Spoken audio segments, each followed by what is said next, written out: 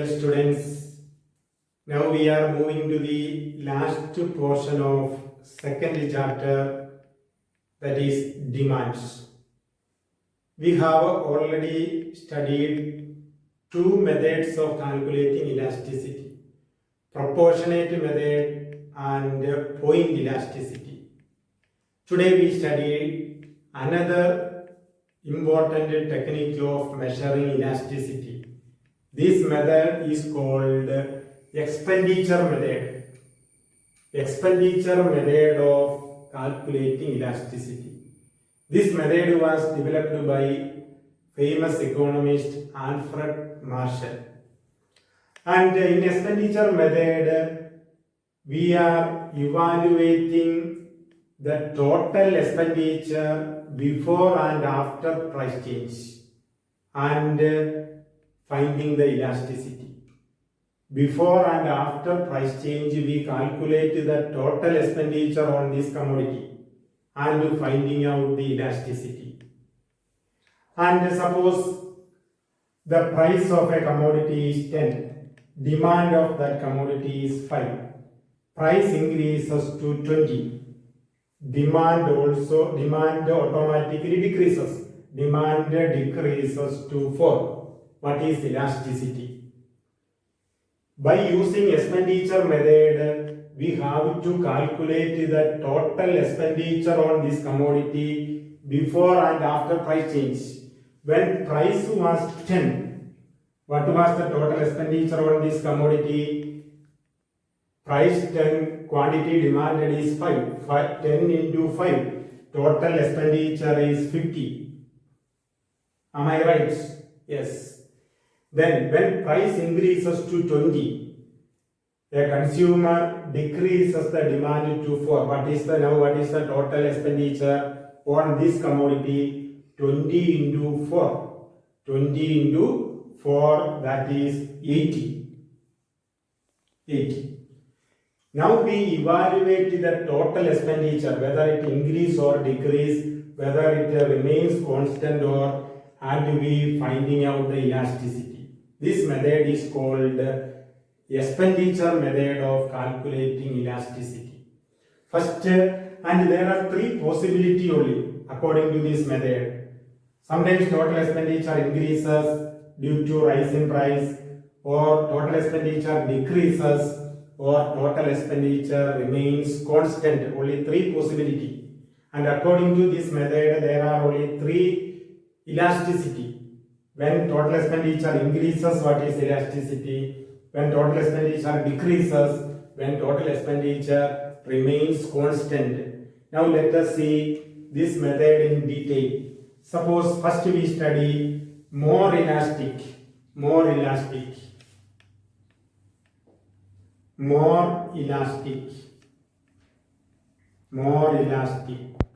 Suppose the price and demands. Price of a small chair is 125. And demand is 5. Demand is 4. Then price increases to 150. What happens to demand? Demand decreases. Clear? Then what is elasticity? As I told you earlier, in expenditure method, we find out the total expenditure. Before and after price change. Now we calculate the expenditure on this commodity.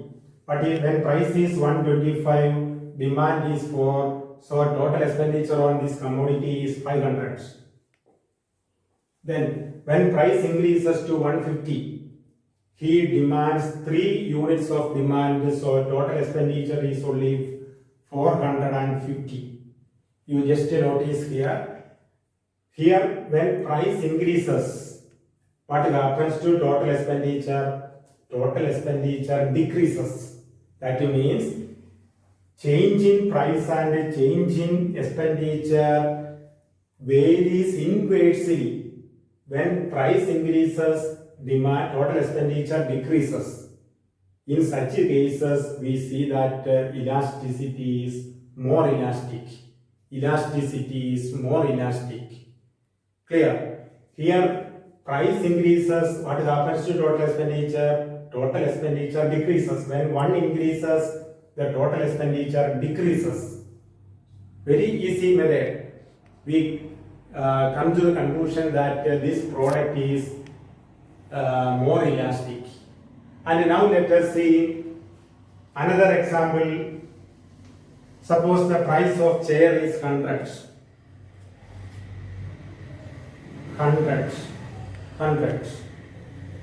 He demands 5 commodities, 5 chairs. Clear? And now price increases to 125.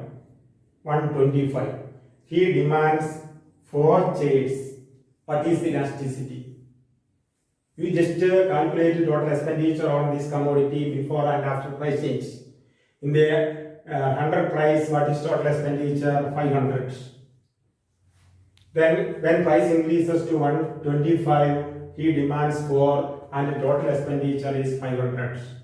Here, when price changes does not have any influence on total expenditure.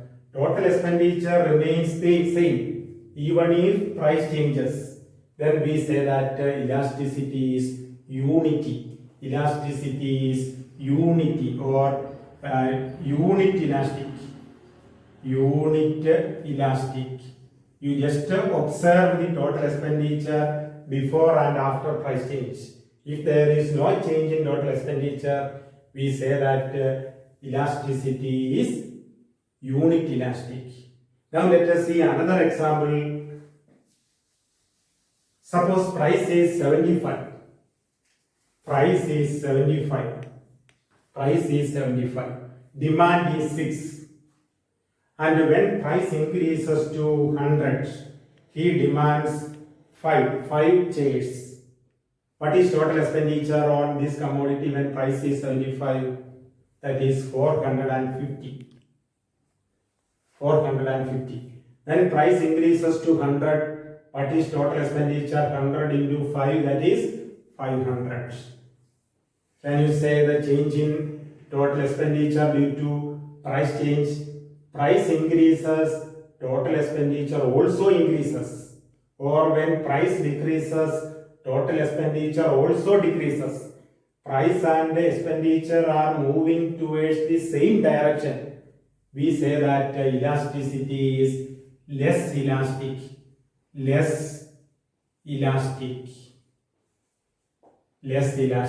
Clear? Less elastic.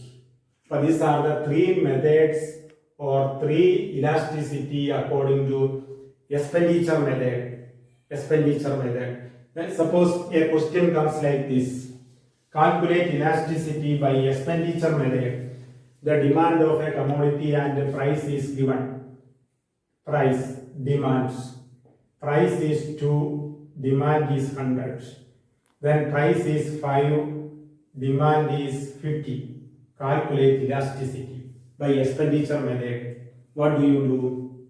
First calculate expenditure, total expenditure. What is the total expenditure when price is 200?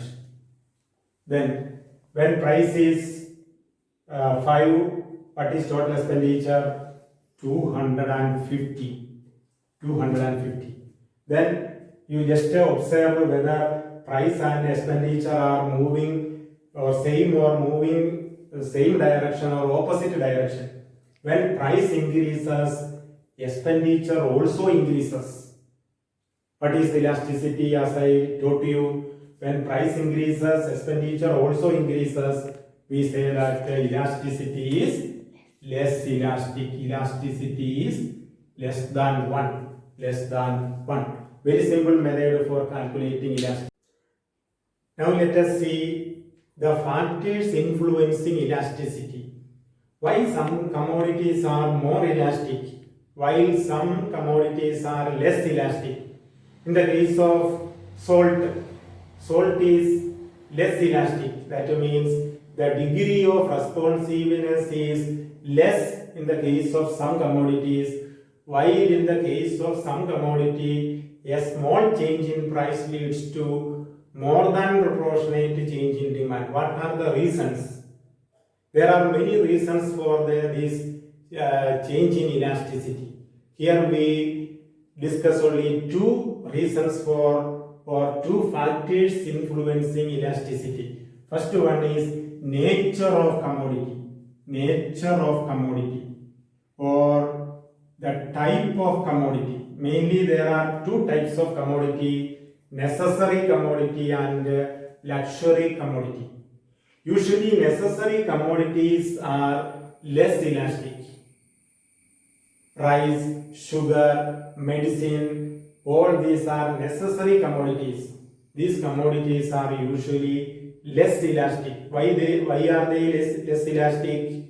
Because even when price is high, people are demanding this commodity because they are necessary in their life. When a change in price, they may not demand more because they have already satisfying these commodities because they are necessary in their life. Clear? And usually luxury goods are more elastic. They are not, luxury goods are those goods which are not necessary for their day-to-day life. Clear? And when a change happens in the price, it have a more impact on demand. That means elasticity is more in the case of luxury goods. Clear? And the next factor influencing elasticity is availability of substitutes. There are some commodities which are having substitutes, or people substitute this commodity for another goods. Example, tea and coffee are substitutes. For another example of service, bus service and train service, or auto service and ordinary bus services. These are substitute service or goods. In the case of substitute goods, the elasticity is more elastic. Because when a small change in price, people automatically shift to its substitute products. So the impact is more on this commodity. And in the case of commodity that have no substitute, in the case of salt has no substitutes, it is less elastic because even when price change, people demand almost equal quantity because they have no other substitutes.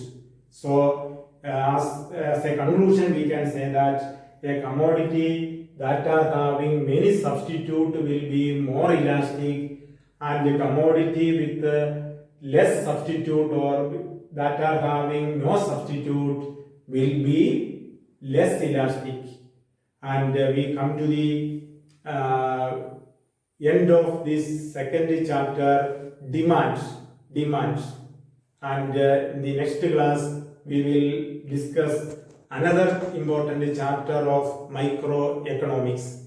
Okay, till then, thank you.